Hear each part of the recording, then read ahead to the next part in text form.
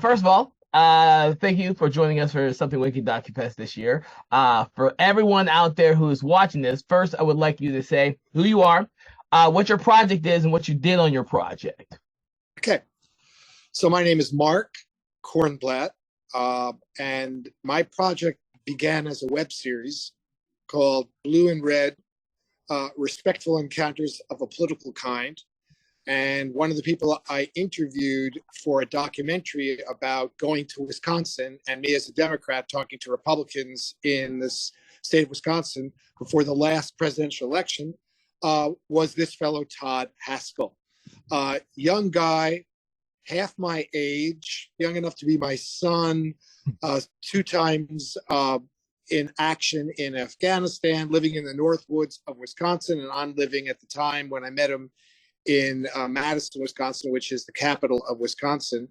And I actually, filmmaker-wise, I was a one-man crew, and I screwed the pooch at the beginning of our interview. I didn't check my battery. I didn't get sound. The best interview of the documentary called Where Are We Now, Wisconsin, I didn't get him in the film.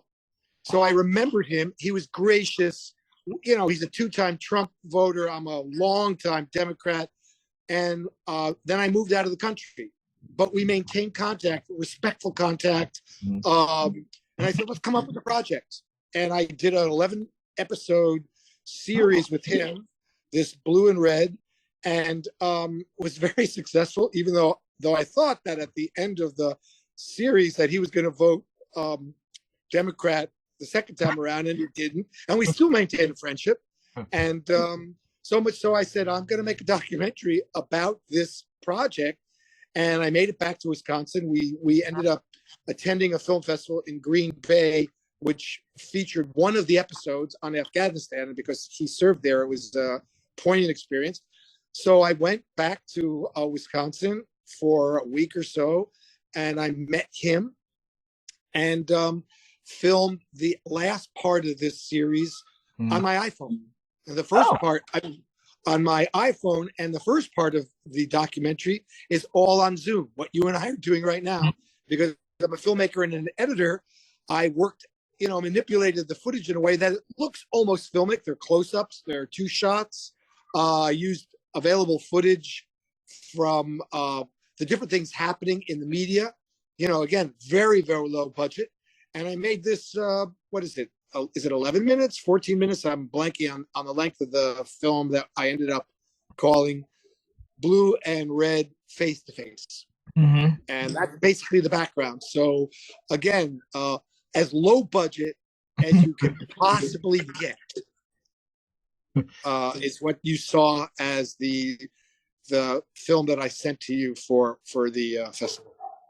Well, what's interesting for me is that you, and this is the whole gist of the film, is that you're presenting your topic from both the Democratic perspective and the Republican, and you're both maintaining the good integrity of both. So it's not like this weird little, I'm giving the perfect word where it's too confrontational. The way you interviewed him, it is like you're really trying to get his opinions out without it being too I'm trying to think of the perfect word for it, but I can't.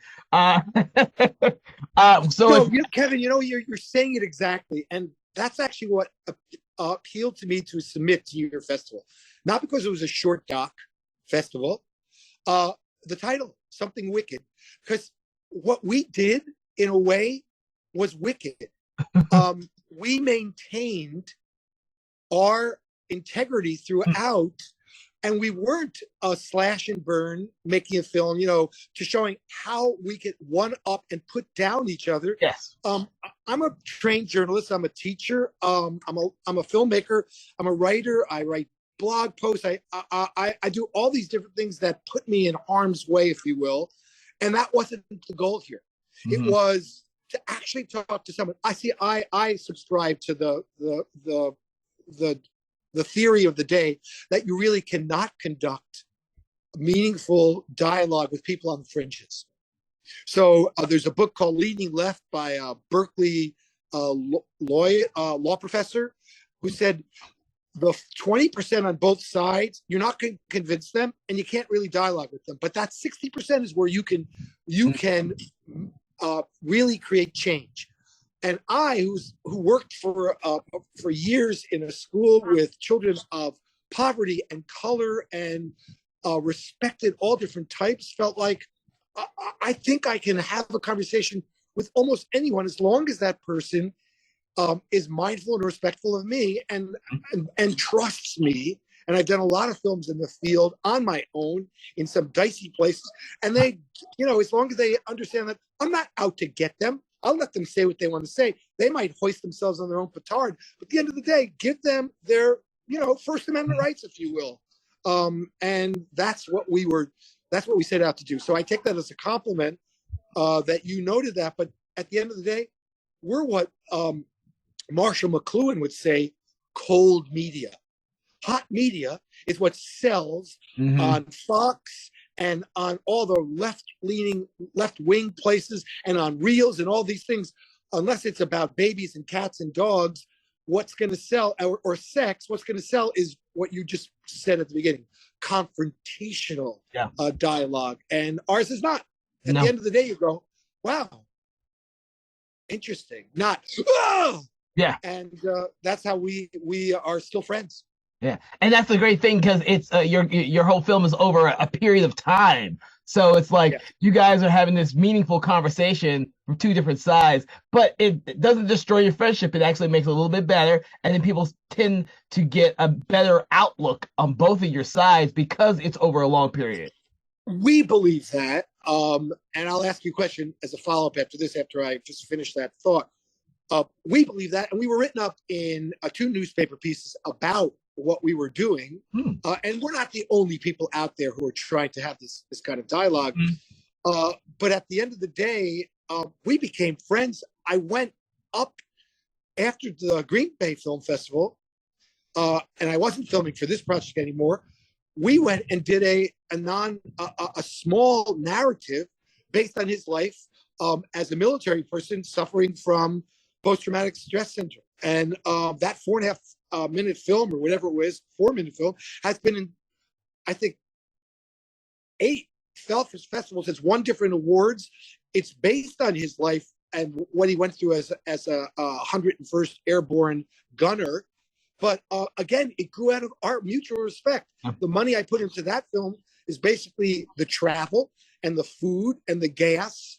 And that grew out of, again, this project as a low budget filmmaker in these 2. I mean, I've done other films where I've gotten some grants and I've had crews, but this was a labor of respect and love. So, art mirroring life, mirroring art is what came about. And again, that is a narrative, but it grew out of the truth of this documentary and this web series that we made, which was truly from before the election, during the election, during the storming of the Capitol, and subsequent. Yes, it's over time, and we built this. So it's not just, a war romance or a war bromance or whatever you want to call it.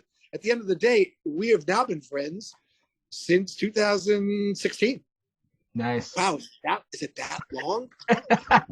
Gee, hard to believe.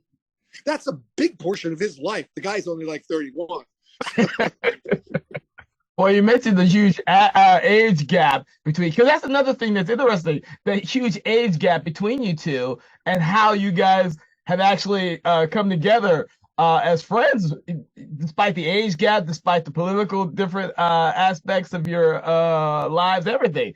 It makes for a very compelling film, because you're right, that little 60% of people who you can talk to means that you as a person outside who thinks they can't talk to someone who's too far to the right or too far to the left, you could talk to people who are within your own age bracket, who are older than you, who are younger than you, and you could come to a middle ground and still be friends despite this political conflict, so to speak. Again, part of it is that we respected each other from the beginning. He saw what I was about, and he liked my style. My son, who's 30, wow, uh, 34, going on 35. Or was he already 35? Anyway, he looked at the film and said, "Dad, it's not a fair fight. You are older. You are a professional journalist. You have 3 degrees. He only has a high school diploma. You speak. You speak with more background. You are more articulate. Yada yada yada. It's not fair." And I said, I don't think he feels that. I don't think the way people have responded to it feel that I take him where he is. Like, I work with children from illiterate backgrounds and children with learning disability. I work with elderly people. I work with all types of people who speak different languages.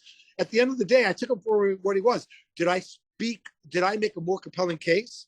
Well, he did vote for Trump a second time around, so I wasn't that convincing.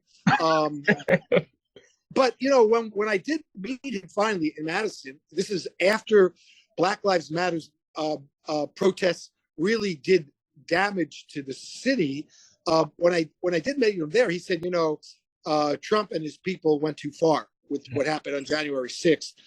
And one of the questions we both asked, at some point, we're standing on State Street in Madison, Wisconsin, minutes from the Capitol, in front of a store that had been destroyed. Its front window was boarded up. And we both said, you know, the violence, even though I'm a strong supporter of Black Lives Matter, when you resort to violence, you lose a portion of the people you're trying to convince.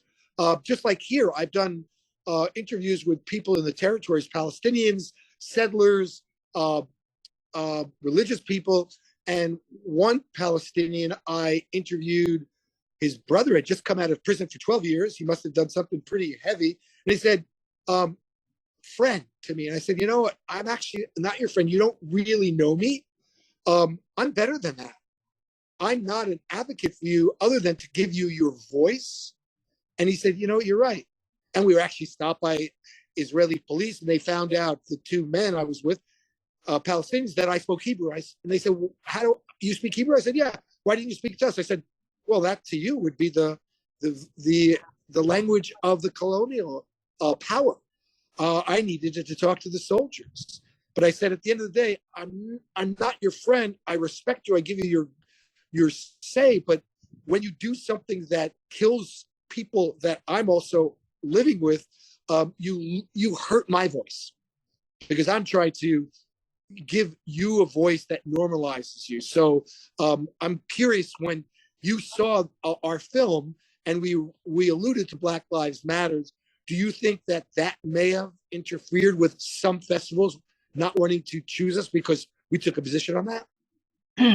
I wouldn't be surprised if it did, because there's so many different, like my film festival. I don't really pick the movies. We have a judge, a jury. They go through and they kind of like go through all the films and they watch them all. And me, I go by their suggestions. But then there are certain films that I believe I want to screen that they may not have believed we should screen, but I'll screen them because I believe that they're worth watching and they have some type of merit for audiences.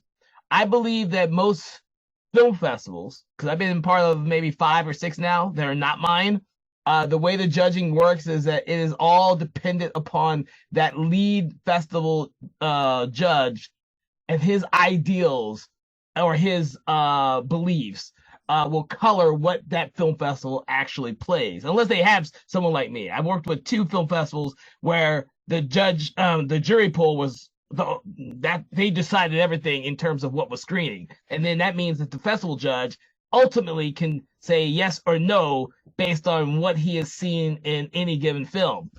Me, I like to have films in which either they have a defined point of view, or they have one that I believe will be informative to the audience. Now, I have chosen a couple films that were a little bit too extremist.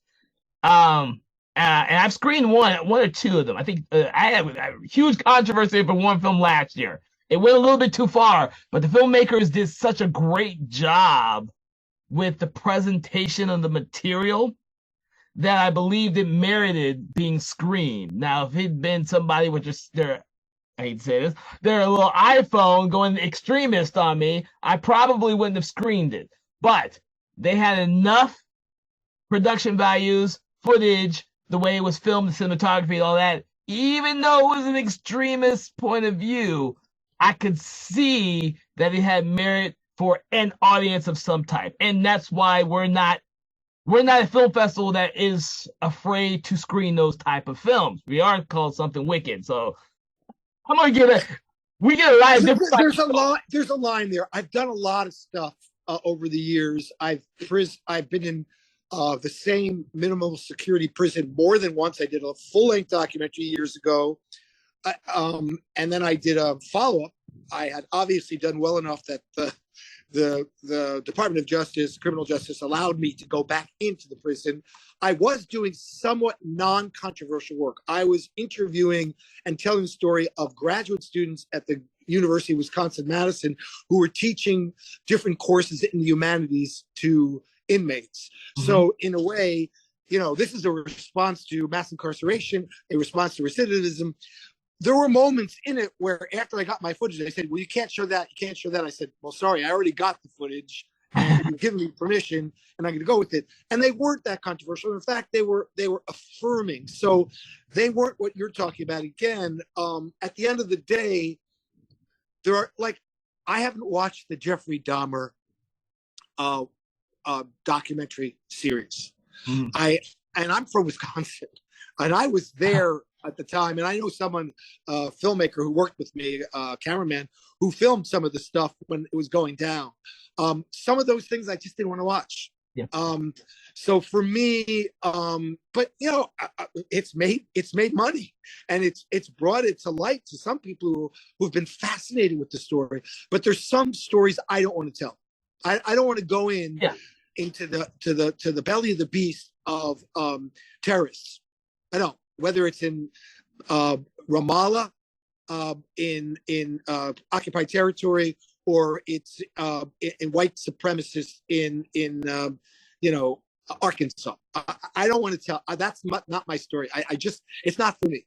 At this point in my life, I'm older. I'm more of a, wanting to do what I did with this series. I would have loved to have done this series with a crew and more money and higher production values. But in some ways, what we did was exactly what our intention was, which was two white guys, who a lot of people already dismissed, saying, "Oh, we don't want to hear from you." They're two white, uncool guys, and again, that was the something wicked there, because we're not of the place now. I mean, maybe this is why Trump's people love him, because he is speaking to them. And I gave a voice to someone in that realm. So that might be something wicked part of it. But at the end of the day, we're not as cool. I mean, I'm not half as cool as you. I mean, you're younger. You're from Georgia, which is a really important state right now. But we were bold enough to do it anyway, in spite of all of our failings. Well, that's what we like. I think some people forget that when, especially with when you're doing social documentaries, political documentaries, there are sometimes these controversial subject matters that just have to be explored. I think last year we did, I think it was called Green Patrol. Green Patrol would go into, and it was a series too, they would go into different highly controversial areas, and they would do these almost exposés about either bad corporate financing in these rural or third world places. They would just kind of go in there without any permission and make these highly controversial short films about these environmental issues that no one is taking seriously. And they were extreme in the way they presented it. But it was these stories that made other people open their eyes to the actual problems out there. And that's the job of a good journalist, a good filmmaker. I mean, some people, might call that guerrilla filmmaking, gotcha journalism. Look, Charlton Heston's interview that he gave in the Michael Moore, wasn't it the Michael Moore movie, or is it the Sacha Ben? I think it's Michael Moore. He caught him. He caught him off guard. But again, this is a big boy. This is, you know, an NRA spokesperson. This is a filmmaker, and there was a camera in front of him. So at the end of the day, you know, I don't know what's going on these days, because I'll watch some things on television, particularly in Israel, where I'm more watching television, and you'll see faces that have been blurred out. I hate blurring out film of any face, because I want people to trust me and allow me to film it. And, you know, for festivals, you have to get releases and all, and I work with children and all, and I haven't had any problems over the years. But I'm wondering how they do that, because now, are there no holds barred about showing people? Can you still be taken to court if you film someone without permission? You know, we're in flux now. There are so many filmmakers out there, so many gotcha journalists, so many mainstream, if you will, journalists who are doing it on the fly, because technology, God bless it, has given us such power. Look, I mean, the quality of the lenses, and this is only an iPhone, I don't know, 5 or 6. What they can do now is amazing. Amazing. Yeah. So we're all doing it, and we're breaking some rules, and we're not breaking other rules. I'm not even sure what the rules are now of the game when people are out there making film. The rules are changing. And because of the ease with making films, it's going to boil down to the story.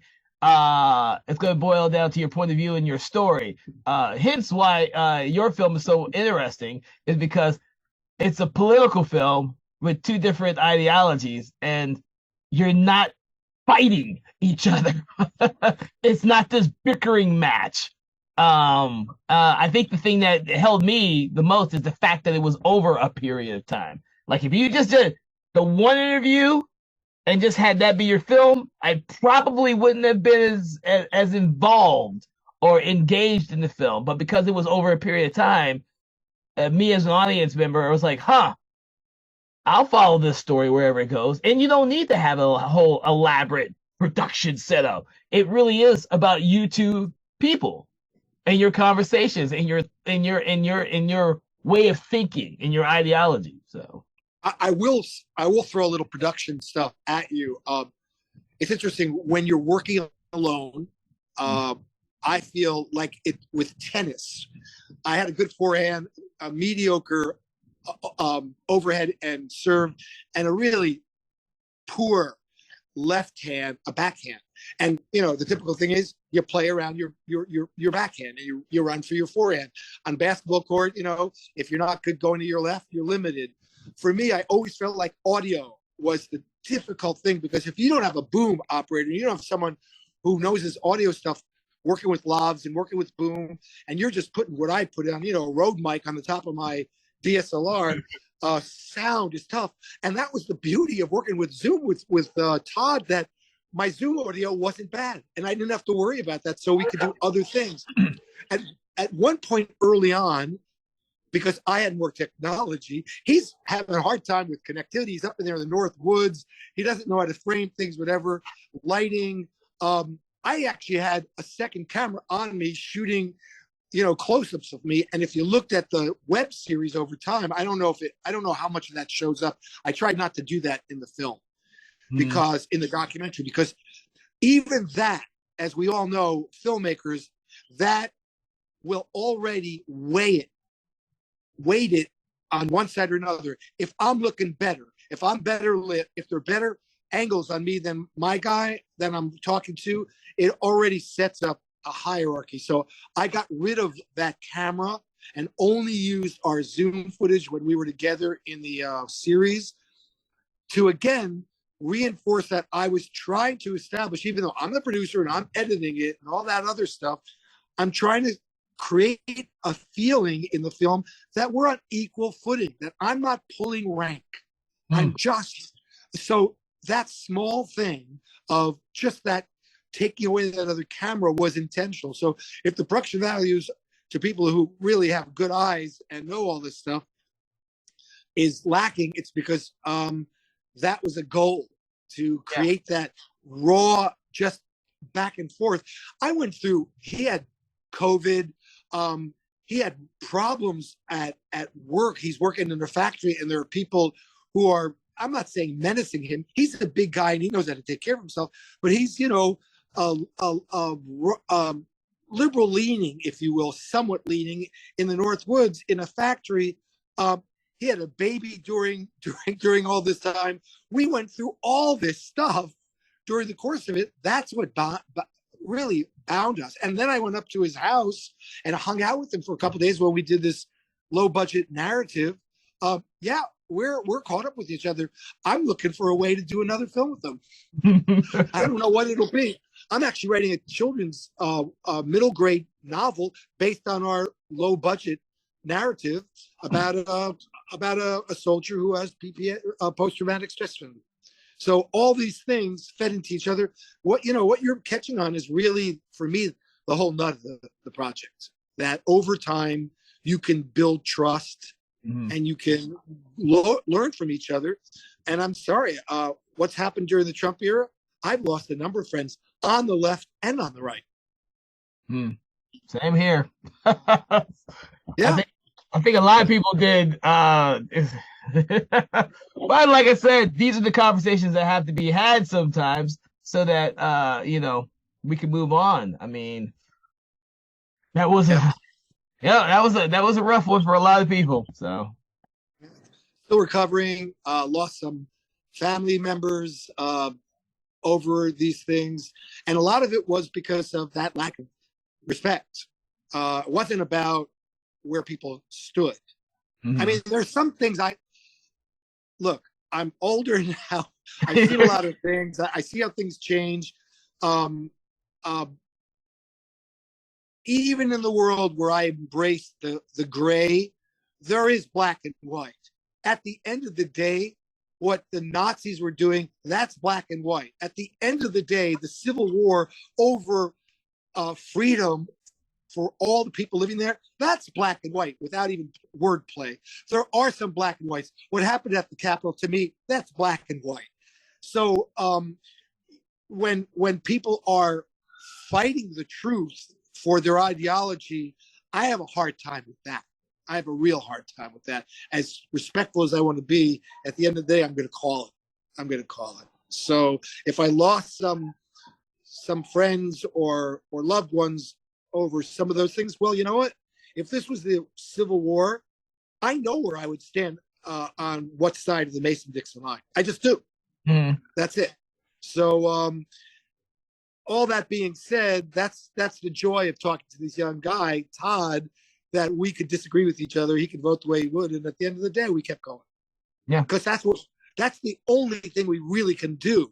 And that's why maybe, you're showing some of those edgy things. Let me ask you this. Yeah. Do you remember the votes? Because I've been a judge too for a festival in New York a while back. Were there people who had objections to our film because of the stand we took on the Black Lives Matter violence that we showed in Madison, Wisconsin? Do you remember any of that conversation? I don't have a conversation. Our festival judge, Philip Ray, who was doing all the panel discussions, he's the one who talks to all the judges. So I don't. So you didn't have to step in. So no. I do know that we didn't have this film had been approved by all the judges, so I was not worried about that. That's good to know. Yeah. In the past, I've had films that were on the fence. I will tell you one. One was just for argument's sake. One of the films we had last year, the year before, was one that was borderline a pornography film. Now, it was about a group of individuals who made porno movies to fund the environmental. It was an environmental group, so that their pornos would then sell, and all the money and proceeds would go towards this environmental fund. So the ideal behind the film is actually not a bad ideal, but what they ended up making was just a porno documentary. And so I was like, huh, we're on the fence. There's a little bit too much porno, but it has a great message. What do we do with this movie? I can see they're making that choice there. If it's not a snuff film, if it's not a violence against women film, we know porn is out there big time. I mean, isn't this the whole controversy with the demise of what's the name of the company that was selling the Bitcoin type of thing, Michael Free, whatever his name is. Mm-hmm. He was trying to raise money for good causes, but there's always that case of, how you get your money. Do you sell drugs in order to help the Sandinistas? Yeah, I see your dilemma there. In my mind, it sounds like you made the right choice. Yeah, we didn't screen it. If they had cut like 20 minutes out of it, it would have been a good movie. And that's the problem. It was made by non-filmmakers who wanted to get what they did out to the public. It was just a little bit too much. But judges and all of us went through trying to figure out, can we show it? Is it worth showing?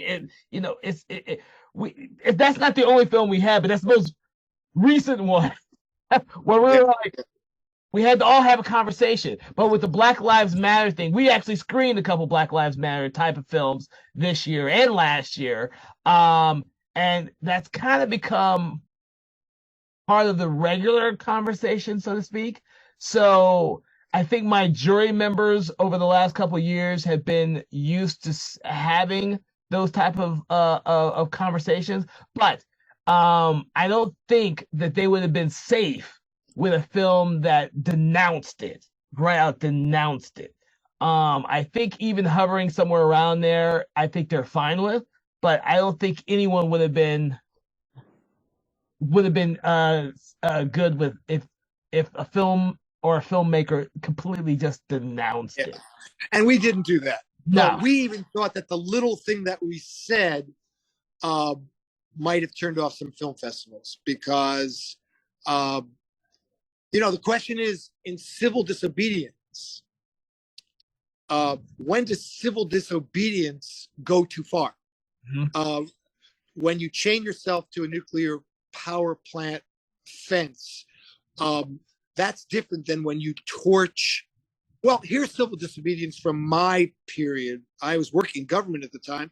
When Timothy McVeigh bombed the government building in Oklahoma City, that's civil disobedience. That's protest, but that's going so beyond the pale that if he was trying to make an argument, he's destroyed the discussion.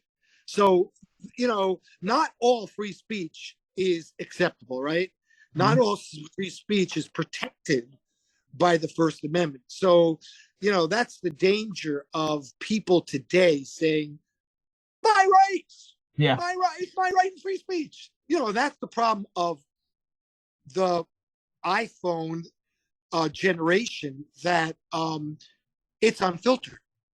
I mean, people could say to me, well, Mark, you're just, I'm a published children's book author, and I'm not really into vanity press. And that's my answer to people who say, well, you're doing vanity press with your films. I said, actually, I'm not.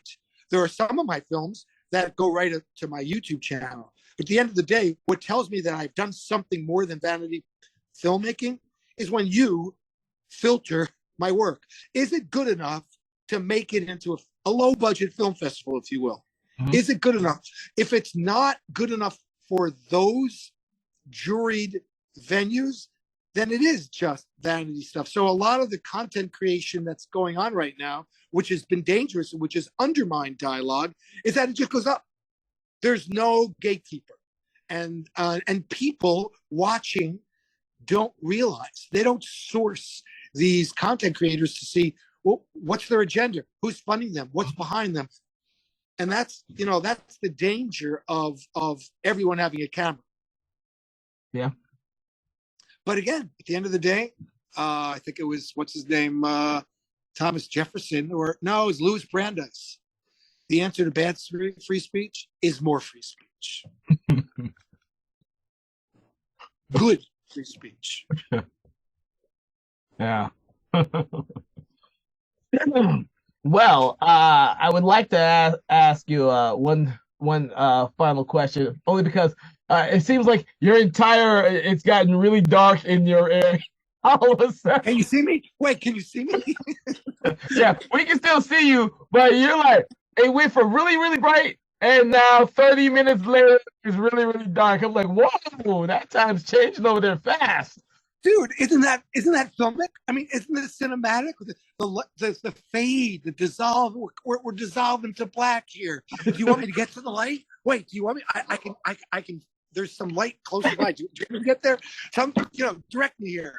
What do you want here? What do you want from this flash? The thing is, you have some of that light bouncing off the side of your face right here. So it's like, isn't it nice? Come on, dude. Okay, ask your question. And this you may already have answered part of this already in our conversation, but I always like to ask filmmakers when they make a film like this, what is it that you hope that your audiences get out of your film? What is something that you hope that they will, realize about the story that you presented for them? Actually, I have a two-part answer to that. I added an agenda, right? I was hoping to change Todd's mind. I thought when we talked about voter suppression, when we talked about what happened in Charlottesville, and he agreed what happened in Kenosha, and he agreed on what was happening with the propaganda that Donald Trump was espousing with COVID. I thought 1, 2, 3, 4, we agreed on all that. So when he ultimately voted still with his gut for Donald Trump, I was crushed. I mean, in the film, it comes out somewhat on that. But so on one side, I'm a thinking person. Yes, I'm a journalist. I'm more of a journalist activist than I am an activist journalist. I lead as a journalist and a storyteller first. I've been going to demonstrations here in Israel, but I don't wave the flag. I've been using my iPhone to tell stories and writing blogs. So yes, one part of my hope was that people will see that the argument I'm espousing in the web series and in the documentary is toward liberal democracy. I believe in that institution worldwide, as flawed as it is. If the new Cold War is shaping up between the totalitarian regimes of North Korea and China and Hungary and now Poland, if that's where the world's going, then this little drop in the ocean toward the light, as I'm saying, came through, that would be one of the goals. But of course, the people watching your festival, I would think, are already closer to that side. The other part is what you've already put your finger on, and that is, and what I named the series. If you listen to the music that I used, I took the Close Encounters of the Third Kind music and I distorted it and played it in different ways on my keyboard. What's the story there? That we have ways that we can talk to creatures from a different planet, and there are musical notes, those 5 notes of John Williams' wonderful motif that he composed for Close Encounters. We can find ways where we can resonate with each other. And at the end of the day, if you come away from our film feeling like we talk on Zoom, which is much easier to insult each other, but we also talked face to face. I went out there and we met at the Capitol, where they had knocked down a statue during the riots of someone who represented women's rights and women's voices. We met there. We met and explained to each other how we felt about those different things. And we, at the end of the day, we walked across Madison. We did 6 or 7 miles together. I showed him my town because he's from up north. We sat and had coffee. We had lunch. We had all these things. If at the end of the day, that's what I thought happened in the Capitol once upon a time. That after you were done arguing on the Senate and House floor, you went and had coffee or beer together. Tip O'Neill, who led the House of Representatives for years, was known as a friend of people across the aisle. We've got to find that. We've got to find that in America and across the world, or else, I mean, if we didn't learn from Hiroshima and we're now on the cusp of that again, Martin Luther King said the arc of justice is long, but it does lead up. Does it? I don't know. I mean, over long term, I think it does. Things are better today than they were during the time of the Ptolemies in Egypt. But on the anecdotal level, it's hard to see it. So I hope maybe, a ray of hope comes out from our dialogue face to face. Wow. I agree with you on that. And I hope the people who watched it during our event actually come back with that same incentive or that same thought process. And hopefully the film, even though you told me it's on this end of its festival run, people can still catch it along with your web series and everything else that you've done. By the way, do I have a link to your web series? Probably not. I think I sent it to you. I will follow up by just letting you have it, and you send it, share it. However, again, made no money on this. Have got no offers over it. At my stage, I'm in India. Am I going to be discovered by Hollywood? Probably not. But I'm going to keep making films of different lengths, and I'm looking for collaborators. So if anything comes out of it, and someone wants to say, I just got an email recently. I had done a 6-minute film with some high school students. Had seen a film that I had made years ago called In Search of America. This was before the 2016 election, not the 2000. During the early part of the first campaign of Trump.